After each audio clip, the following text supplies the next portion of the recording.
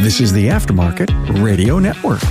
Hey everybody, it's Carm Capriato at Max again this year in 2025. Excited to be here. It's our second year in a row. If you do any kind of air conditioning work, you need to be here. This is the place to learn a ton of stuff, meet great vendors. The education here is just off the charts. What's Max? You should actually belong to this association, the Mobile Air Climate Systems.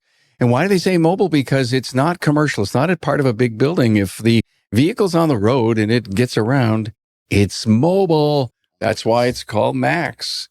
Good to be here. Thank you so much to NASTAF for bringing us out this year, the National Automotive Service Task Force. You know, Donnie Cipher and his team, they look at the access of the auto service information, service training, equipment, tools between the OEs and the independents. And also they manage the credentials for the vehicle's service professionals, the VSPs, as part of the credentials for the SDRM, the secure data release model. So thank you, Donnie and Max, for being here. I've got a great guest, a very interesting story. But first, here's a quick message from our great sponsors.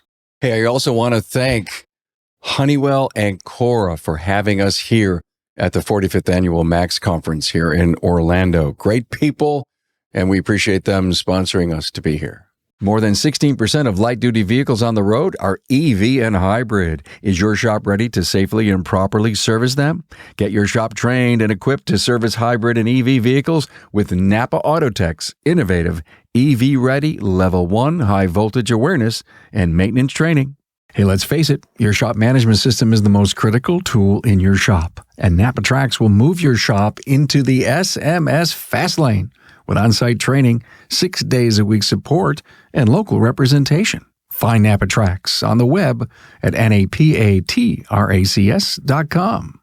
Also, thanks to AftermarketManagementNetwork.com for information that can help you move your business ahead, and for the free and informative LaborRateTracker.com. Welcome, Rob. How are you? I'm good. Thank you for letting me be Good. here. Rob Bollinger. Yep. ABC Radiator. Hang on. Let me get this right. You're going to hear a really unique story about a small family business. And I'm sure that many in the audience can relate to small family. And we have a lot of listeners that listen that are small family. Also, the top operators listen too. Part of this great story, and I've heard it before, Rob and I spoke before, we flipped the microphones on, that it was your grandfather who bought the business and he invented something really cool, right? Yeah. The guy who before invented the overflow bottle, the Reservoir. Yeah. But that's a tease. That's a tease. We're going to talk more about that here in a minute. So you are, I think, third generation. I am third generation. And here's the story, the uniquest story in the world. It's small business to the degree that how many who work in the business? 2. Just 2. Right. You've got a radiator distribution wholesale business. Mm-hmm. And you're the person that people come to in Maryland and saying, uh-oh, I got a problem. Help me. Mm-hmm. Well, I try to be. Yeah. You try to be. I have to do the service side and have the wholesale sales, radiators, AC parts, charger cores, heavy duty, light duty, everything on wheels. So I want to be the guy to go to. And here's the other really wild thing. And I know we're going to flip flop because as my brain recalls our discussion the other day, I said, why don't you get an Uber or somebody to deliver the radiator? He said, oh, no, I deliver the radiator. And I says, why? Your answer was incredible. I like having that personal touch. For the bigger guys, maybe it's good when you're just delivering parts. But when you're having a mechanic that I'm delivering a heavy duty radiator to, and they have an issue with something or they have a question about it, I'm there. I can unbox it, show them, tell them what they're going to be needing to do, or if they have a problem, they can ask. I take the phone call. I look the part up. I bring the radiator to you, me or my uncle. My uncle is with me. So I'm just all around from phone call to the delivery. Not only does the part get delivered, so does the experience and the knowledge. Sure. You find that people ask you a lot of questions on almost every delivery? I think they just like having the guy whose company it is. Mm-hmm. I mean, most people, you're just dropping the box off, looking for a signature, signing an iPad. It's just not ideal. You said signing an iPad. I mean, are you are you paperless? No, I'm not. Okay, all right. We can get into that. That's a whole nother thing. All right. No, but I'm Uber Eats or they're Uber. Oh, okay, all right. They have, their phones. All you do is sign their phone. And all right, so you find that that's very cold and callous as far as, Sure. especially if it's the owner there who signed this document. Sure. And to be honest with you, I don't want to be touching anybody else's phones. I mean, everybody's holding on their phone all Think day long. about that. And you've got how many people are touching this person. So I say, my name's Rob, sign it, whatever you want, just ROB, and it's done. Okay, so when I do have to use those. I have a very interesting question. It's nothing to do with our episode. Okay. It has nothing to do with us being here. Can someone out there write to me, carm@remarkableresults.biz, and tell me that all the drivers of these delivery trucks that require us to finger point a initial or signature on an iPad or a phone, go back into the truck or the car and wipe it clean? Yeah, no way. They're grabbing another French fry and moving down the road. That's really good. Yeah, that's what they're doing. I love it. Okay. So let's jump into this forever job that you have in the family business. Mm-hmm. And again, you're a young man. I'm going to guess you're what, early 40s? 39. Oh, wow. Thank you. I should work at a carnival, maybe. So you're 39. Mm-hmm. It's a forever job. I mean, you as a kid probably were always hanging out at the shop. Yeah, my father had me in there at 13 Saturdays. If I had off school, I would usually probably go in. Any regrets? Regrets, it's a big word.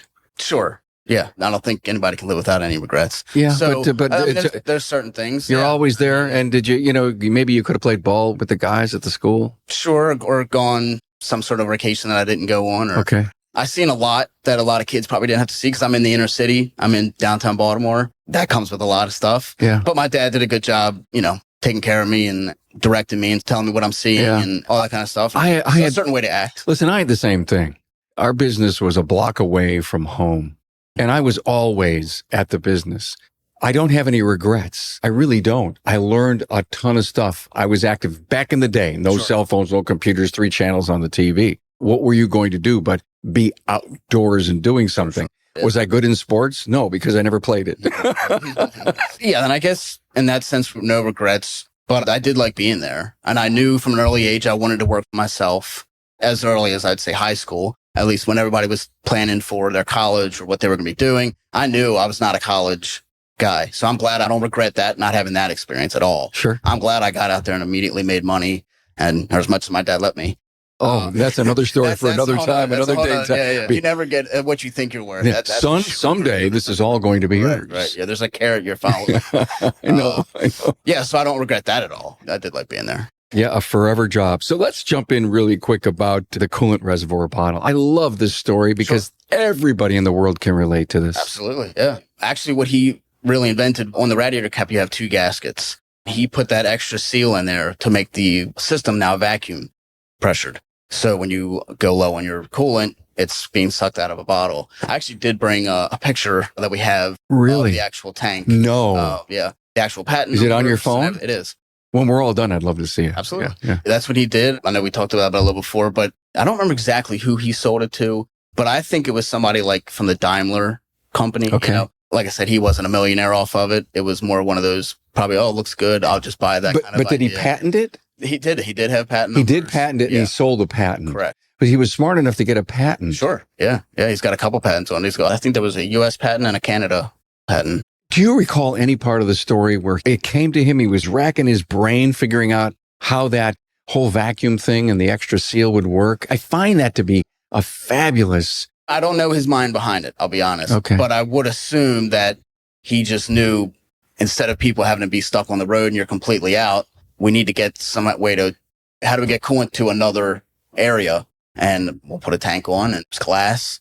And, I can imagine riding down the road. The tank was glass Yeah. when he first invented it? Yeah. Brilliant. Yeah. I'm sure out of that, the customers maybe gave him some sort of, brainstorming. But did he have to go to a radiator cap company in order to make this thing work? Or how was he adapting? That's a good question. Well, with the way it's made, I don't see any difference in the way it's made besides that gasket being added. Even radiators that on heavy duty that aren't pressurized, or your like farm tractors that whether or not pressurized, they're missing that gasket. Still looks like the exact same radiator cap. I see. But just doesn't have that. Got it. Doesn't create that vacuum in the system. So gasket and container. Correct. And the concept was let's keep the container full. Correct. Yeah. Or at least halfway up. Mm-hmm. Yeah. Pretty interesting though. Yeah. Wow. What legacy. Mm-hmm. I mean, literally you could look at every car today and say, hey, Grandpa had something to do with that. Yeah. So right on the label, it's where our name comes from. Automatic Booster Cooler is what ABC stands for. Oh. My favorite, though, is always bring cash. So, but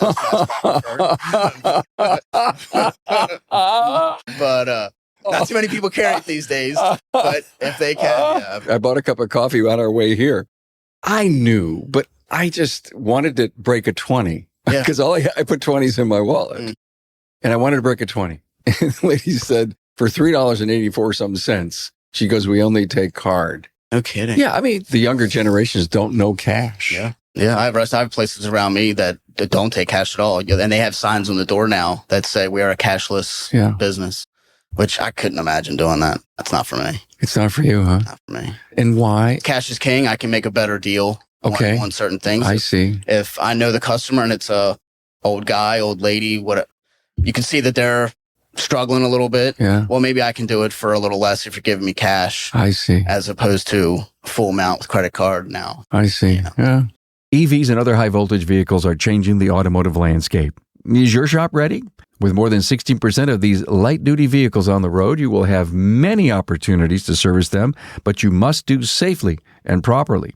Get your shop trained and equipped to service hybrid and EV vehicles with NAPA Autotech's innovative EV-ready Level 1 high-voltage awareness and maintenance training. This 4-day program is held in a fully functioning EV repair facility with all the latest high-tech equipment and technology needed to train your technicians to go from an EV maintenance tech to an EV battery service tech after completing the entire program. This 4-day program is held in a fully functioning EV repair facility with all the latest high-tech equipment and technology needed to train your technicians to go from an EV maintenance tech to an EV battery service tech after completing the entire program. Each topic starts with intensive classroom training followed by in-depth, hands-on practice, and students are tested on the knowledge they gained in the classroom.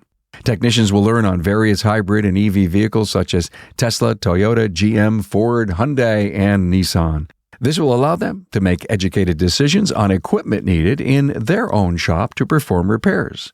This course is on site at the NAPA Automotive Research Center in Canton, Ohio. Attendance requires ASE 6 certification, EPA ASE 609 certification, and at least 5 years of shop experience. The total cost is only $4,000 per attendee, which includes the 4-day course, hotel, breakfast, lunch, and the PPE needed to perform the services. Now, if you're a Gold Certified Auto Care, you can use your Gold marketing funds to offset the cost. Hey, don't miss out on this invaluable opportunity to advance your team skills and ensure your shop is EV ready. Contact the NAPA Training Service Center at 800-292-6428 to secure your spot. Hey, let's face it, your shop management system is the single most important tool in your shop, period. NAPA Trax has made selecting the right shop management system easy by offering the industry's best, most comprehensive SMS. Now, it all starts when a local representative meets with you to learn about your business and how you need to run it. After all, it's your shop, so it's your choice, and having local representation is a huge plus. Customizing Trax to your business, whether you're a one-person shop or a large multi-bay or multi-location company, a representative consults with you to help optimize your shop's workflow, efficiency, and profitability.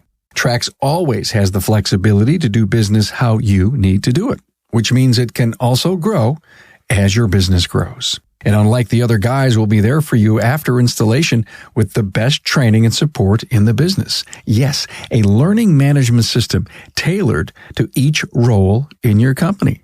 Simply put, Trax was designed and built for shop owners just like you. Visit us on the web at NAPA Trax, that's NAPATRACS.com. Hey, ever wonder how your labor rate compares to your market and state? You now have a site where you can confidentially upload your rate and see other labor rates published in your market. LaborRateTracker.com is an important site to know about. Currently, the database has over 1,000 shops participating and growing every day. But there's more to setting your rates than finding out what others charge. You should look at the labor rates in your state and town to gain a complete picture of the labor rate landscape. Hey, it's easy.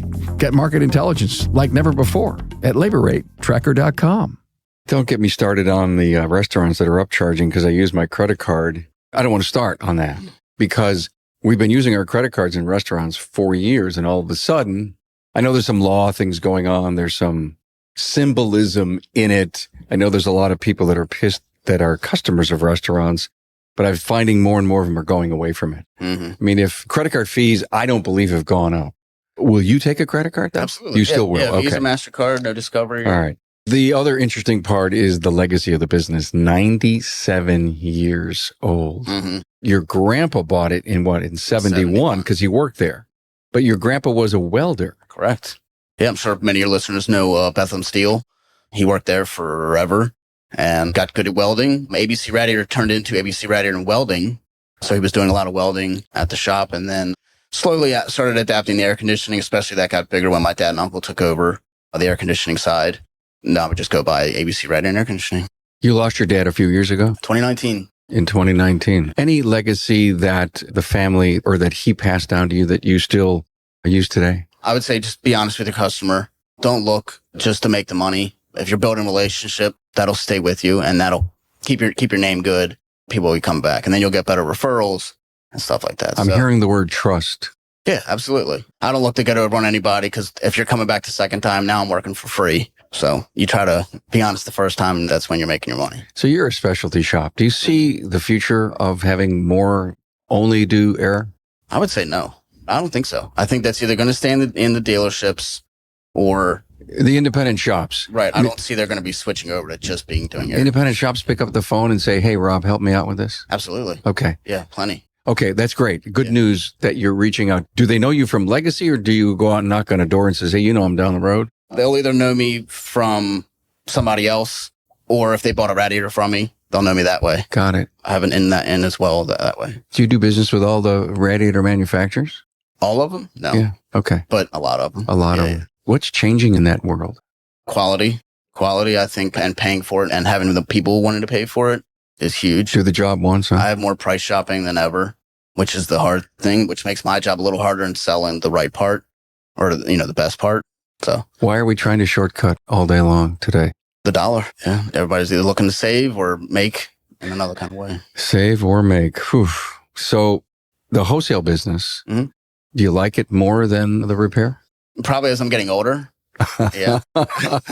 One day I'm going to retire when my back gets out. Right. Yeah. Maybe a little more as I'm getting older, but I do like being out there. I do like the salesman side a little bit. I like going out and seeing people and knocking on a door. They've never seen my face before, but I'm going in there and trying to take a shot. I'm trying to get their business. I do that during December, usually. That's my slow time. So I'll get out there and hit on as many doors. People I've wanted to get, people that do deal with me, go out and see them, hand them calendars, flash, pens, all that kind of stuff. Just try to get as many as I can, knock on as many doors as I can. Are you looking for anybody to help you have less stress on you or maybe gravitate to the commercial business that you love so much? And if you are, how do you find that person? That's a good question. I'm not looking for anybody right now. You're not. I'm not looking at anybody right now. I can move at a good enough pace to stay steady enough for just me. I'm not ready to make that step yet and hire somebody. I've never done it before.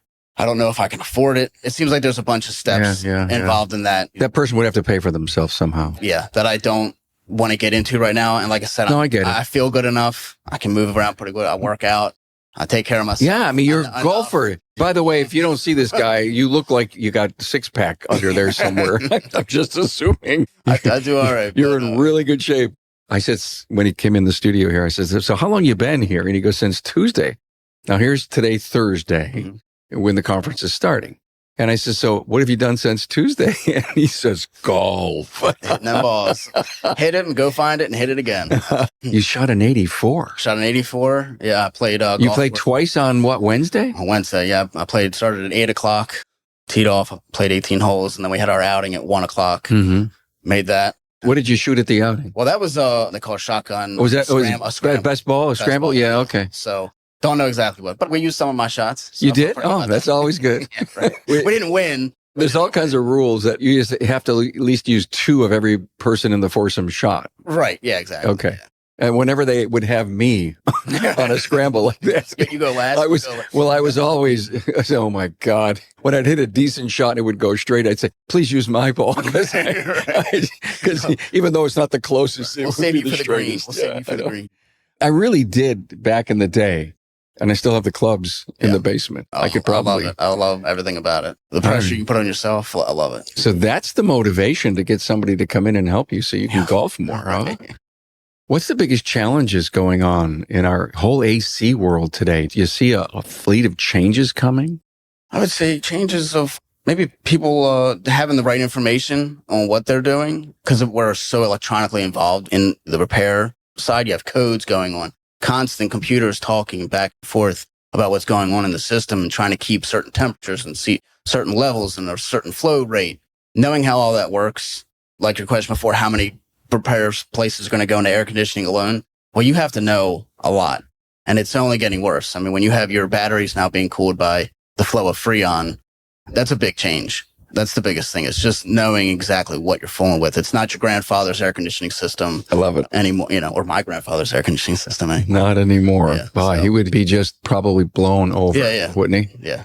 How about leak detection? Is that big today? Yeah. A lot of people like using nitrogen. That's a very high pressure way to find your leak. But I like, and I trust dye. That is my go-to. It's easy. It's way more cost efficient. And it works every time. I mean, it works. How about the sniffers that are out there? Are there really good sniffers? Are good. Sniffers, yeah. I don't know if I can talk about certain companies, but why not? Inficon, they make great leak detectors. Oh, we're interviewing them. All right, that's my go-to. I have a couple of those. But honestly, it only comes out when I really cannot find that dye, which doesn't happen too often. We were talking to a gentleman this morning, and he just totally blew by me. He was a single operator, just like you. It's amazing. Here I see. I don't know if it's a trend or if it's, you can't work for anyone else, so you work for you. And he's bending my mind on sniffers. Remember that, Trace? Huh. Unbelievable. Yeah. Okay. Do you have to do this for the rest of your life or not? No. You got plans? Do I have plans? Well, I have my uncle with me. So that is my biggest plan right now. So you're going to have the uncle take over for you, huh? Right. Hey, uncle, if you're listening. He has no end in sight, which is, of course, fine. And he's going to keep working like you. He'll keep going till he'll die there. Yeah. Basically. Wow. So that's his choice. And, I'll just keep moving the business along as much as I can. When that's done, who knows? Like we've gotten to him before. We do own our building. Yeah. Tell me about that part. I mean, I guess the beauty of the family thinking large and long term was that you guys bought a lot of real estate. Sure. Yeah. That was always a huge staple with my grandfather. Is you own, you don't rent. Right. And if you want it, you save up for it and then you buy it. If you really want it that bad, you'll save up for it and you'll buy it. There was no bank loans. There was no big credit card, nothing like that. So, and we own the business. We have the warehouse next door stocked with all our parts. We own that as well. So when all this comes to, when I'm all by myself, I'll have a big decision to make on whether I want to try to do as much as I can, or if I want to just not leave this world completely, not leave this industry completely, but I honestly look into maybe the rental side of, leasing the building, bringing somebody in if they wanted to use the space I have. That's something I've thought about long term. A succession idea where you don't necessarily, you can maybe sell the business to somebody. Sure. And I don't know if anybody's going to want it. Yeah. But if not, then the property's there and it's. Well, you're a young man to even have to think about that decision. Right. I get all that. And when I think about family businesses, I think about the support of the spouse. And in your particular case, your wife, she's there for you, huh? Absolutely. Yeah. My wife, she's a school teacher. So she does have a job. It's not like she's just. Yeah, I hear you. It's an important job. Yeah. I mean, because she doesn't get a lot of days off, does she? That's true. I mean, she does get a lot of days off, but she can't take a day off to help you. Right. But she does have no problem with me coming to places like this for the max training. They are meeting me down here this week. So they're actually on the plane right now. So they'll be meeting me down here. That's exciting. This first time. If we're still around, please find us and introduce. Yeah, well. We'd love to meet her. Absolutely. And the 3 kids? Yeah, my 3 kids. Yep. So we're going to do. Are you all golfing together? Oh, I wish. I can't golf on vacation. She has, we have rules. We have boundaries. But she's a huge support with me with, letting me do certain things. I was able to go to Apex this past November. Yeah. So I had 2 nights where I was able to do that.